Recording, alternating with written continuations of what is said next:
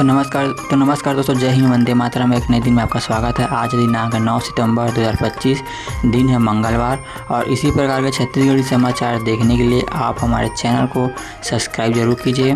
और आप किस ज़िले से हमारे चैनल का जो समाचार है उसको देखते हैं, आप लोग हमें कमेंट करके ज़रूर बताइए। हमारे जो दर्शक हैं हमें कोंडा गाँव से, राजनांदगांव से, अंबिकापुर से, बलरामपुर से, सूरजपुर से, रायपुर से, छत्तीसगढ़ से, पूरा ऑल छत्तीसगढ़ से देखते हैं। तो आप हमें कमेंट कर जरूर बताइए अपना गांव, शहर, ताकि हम लोग उस के आसपास के एरिया को सबसे पहले ला सकें न्यूज़। और बेल को जरूर दबाइए ताकि आपको रोज़ समाचार मिल सके। चलिए शुरू करते हैं। सबसे पहला जो समाचार निकल कर आया, मुख्यमंत्री श्री विष्णुदेव साय ने कल रायपुर की पहली महिला विधायक एवं समाज सेवी स्वर्गीय श्रीमती रजनीबाई उपसनय जी के निवास पहुंचकर उन्होंने विनम्र श्रद्धांजलि अर्पित की। मुख्यमंत्री श्री साय ने स्वर्गीय रजनीताई जी के योगदान का पुण्य स्मरण किया और शोक समाप्ति परिजन से भेंट कर उन्हें सांत्वना दी।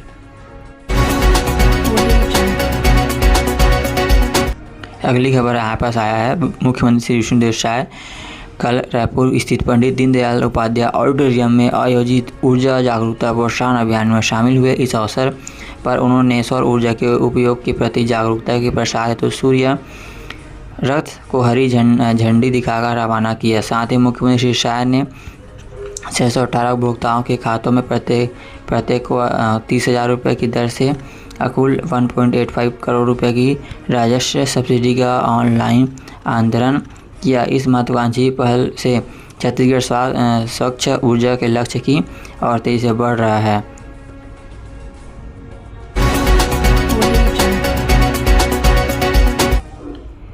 प्रदेश की माताओं बहनों के जीवन में आशा, विश्वास और नई प्रेरणा का संचार कर रही है महतारी वंदन योजना, जो कि मुख्यमंत्री और भाजपा के द्वारा जो है वो 1,000 रुपया योजना के तहत मिलती है। योजना के तहत 5 सितंबर को मुख्यमंत्री श्री विष्णुदेव साय द्वारा 69 लाख से अधिक महिलाओं के खाते में 19वीं किस्त के रूप में 647 करोड़ से अधिक की राशि अंतरित की गई।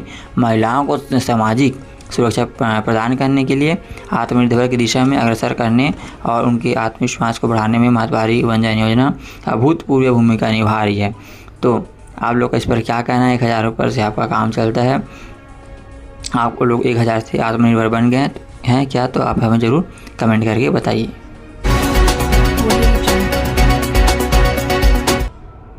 रायपुर में आज निकलेगी गणेश विसर्जन झांकी, ड्रोन और सीसीटीवी से सुरक्षा जांच, चौक बंद, डीजे पर लगा प्रतिबंध। रायपुर में 8 सितंबर सोमवार को गणेश विसर्जन की झांकी निकाली जाएगी। इस दौरान जो व्यवस्था को लेकर प्रशासन की ओर से तैयारी पूरी कर ली गई। शहर में 800 से अधिक पुलिस के जवान तैनात थे, साथ ही सीसीटीवी और ड्रोन की व्यवस्था की गई।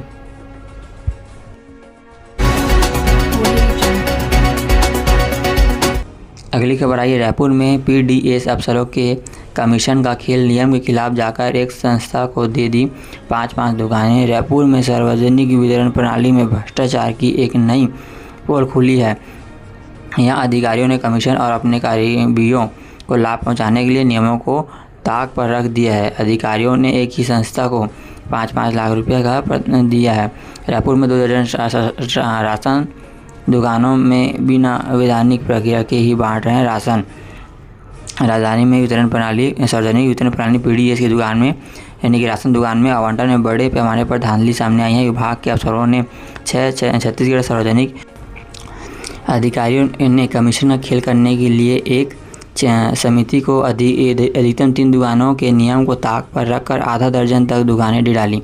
अधिकारी यहाँ यही नहीं रुके, उन्होंने राजधानी में 2 दर्जन राशन दुकानें बिना किसी वैधानिक प्रक्रिया के बांट दी। पूर्व के नियम से को दरकिनार करने के कारण अब राज्य शासन ने बीते सप्ताह 3 दुकानों से अधिक वाली समितियों से दुकानों का पुनः आवंटन का निर्देश दिया है।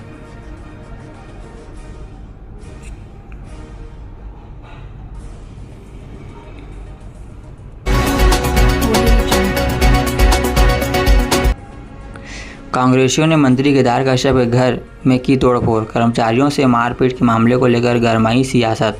छत्तीसगढ़ सरकार में मंत्री केदार कश्यप पर संविदा कर्मचारियों से मारपीट के आरोप को लेकर प्रदेश में राजनीतिक गर्माती जा रही है। सोमवार को कांग्रेसियों ने मंत्री के आवास का घेराव किया। इस दौरान कांग्रेसी उग्र हो गए और मंत्री के आवास पर तोड़फोड़ भी की। वहीं मंत्री कश्यप ने अपने ऊपर हुए लगे आरोप से इनकार किया है। जो पूरा मामला है कांग्रेसी द्वारा, और यहाँ पर कांग्रेस ने किया मंत्री केदार कश्यप के घर का घेराव, जो कि प्रदेश के वन एवं जल वायु परिवर्तन मंत्री केदार कश्यप पर जगदलपुर सर्किट हाउस में कार्यरत एक संविदा कर्मचारी मारपीट और गाली गलौज करने का गंभीर आरोप लगा है। घटना की शिकायत के बाद न केवल कांग्रेस ने मोर्चा खोल दिया बल्कि इंटरनेट मीडिया पर भी इसे मुद्दे में जोर पकड़ लिया। भाजपा और कांग्रेस के बीच तीखी राजनीतिक जंग छिड़ गई है। इस घटना के विरोध में सोमवार को कांग्रेस फरसागुड़ा में मंत्री केदार के बंगले का घेराव किया।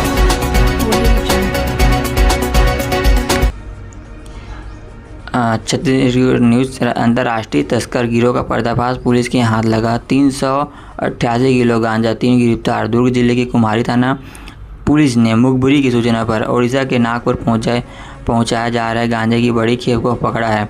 पुलिस ने नाकेबंदी कर एक कंटेनर से 3.88 क्विंटल गांजा बरामद किया है। साथ ही कंटेनर चालक सहित से 2 तस्करों को पुलिस ने गिरफ्तार किया है। जानकारी के मुताबिक पुलिस को 7 सितंबर को मुख्य बीर से सूचना मिली कि कंटेनर का मांग NL1AH 9524 में अवैध रूप से गांजा भरकर नेशनल हाईवे से रायपुर से दुर्ग की ओर जा रही। सूचना पर टीम ने टोल प्लाजा कुम्हारी में नाकेबंदी की। मुखबिरी के बताए अनुसार कंटेनर मार्ग को आते देखे, जिसे रोककर पूछताछ की गई और जांच की गई तो बड़ी मात्रा में गांजा मिला।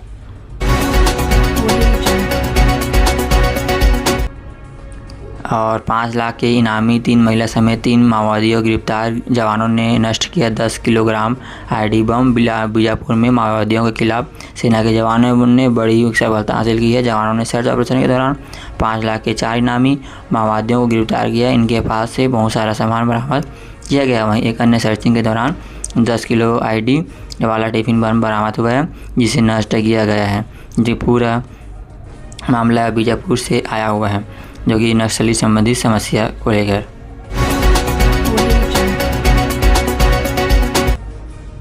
रायपुर में निकली गणेश झांकी, कई रूट कड़मर, छत्तीसगढ़ परिधान में बप्पा, ऑपरेशन सिंदूर, राफेल की झलक, 800 पुलिसकर्मी थे तैनात, ड्रोन से निगरानी की गई। जो कि सोमवार रात यानी कि आज जो रात को सुबह को जो झांकी का कार्यक्रम था रायपुर में, जिसको लेकर 800 पुलिस वाले तैनात थे। ड्रोन से भी निगरानी की जा रही थी। और रायपुर में ऑपरेशन सिंदूर और राफेल विमान जैसी अलग अलग थीम पर झांकी निकाली गई थी, जिस पर पूरा समाचार निकल कर आया। राजधानी रायपुर में रात 8 बजे से गणेश झांकी निकाली गई। इस बार भी शरद चौक से झांकियों को टोकन दिया गया। झांकियाँ तेलंगानी नाका, राठौर चौक और तात्यापारा से आकर शारदा चौक में रुकी, फिर एक एक कर आगे बढ़ी।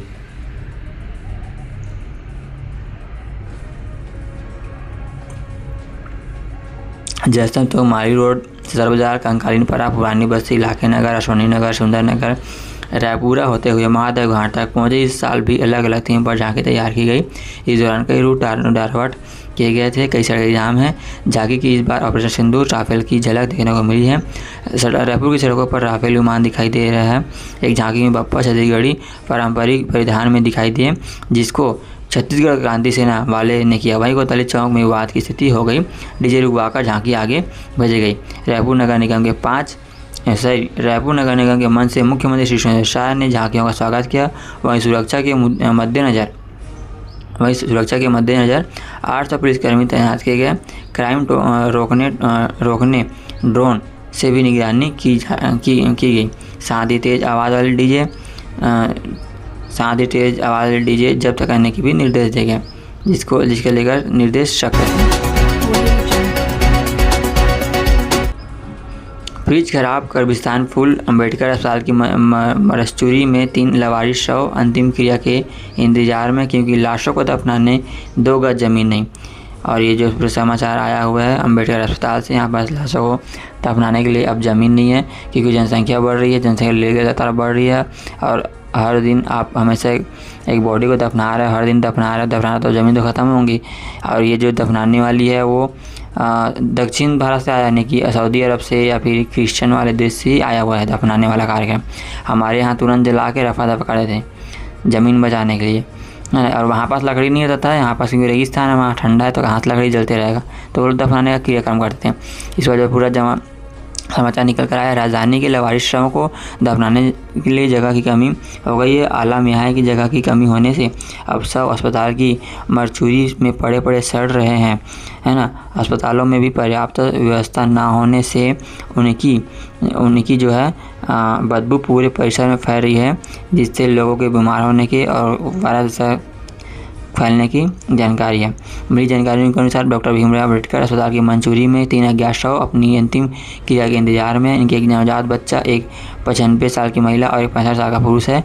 इन शवों की अब तक पहचान नहीं हो पाई है। हालांकि कानूनी औपचारिकता पूरी हो चुकी है, लेकिन दफनाने के लिए ना तो जगह है, ना ही जिला प्रशासन की ओर से कोई वैकल्पिक व्यवस्था की जा रही है। अस्पताल स्टाफ ने बताया कि शवों को लंबे समय तक रखने से पूरे परिसर से दुर्गंध फैल रही है। स्वास्थ्य कर्मियों को संक्रमण फैलने का डर सताने लगा है, लेकिन प्रशासन की ओर से कोई ठोस कदम नहीं उठा रहा है।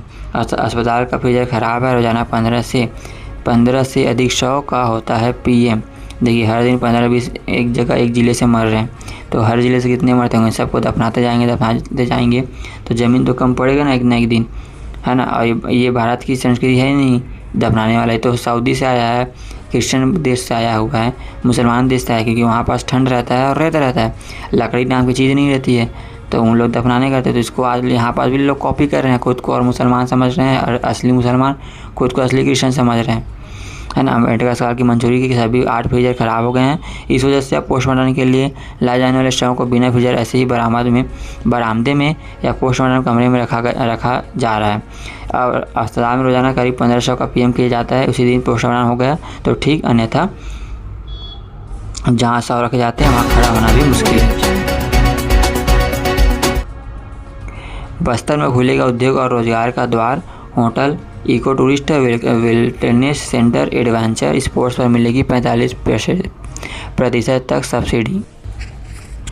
और यहाँ पर जो पूरा समाचार निकल कर जरा आया हुआ है उसको हम लोग देख लेते हैं। चलिए, बस्तर में hotel, eco tourist, wellness centre, adventure sports और खेल सुविधाओं जैसी योजनाओं पर 45% तक सब्सिडी उपलब्ध कराई जाएगी।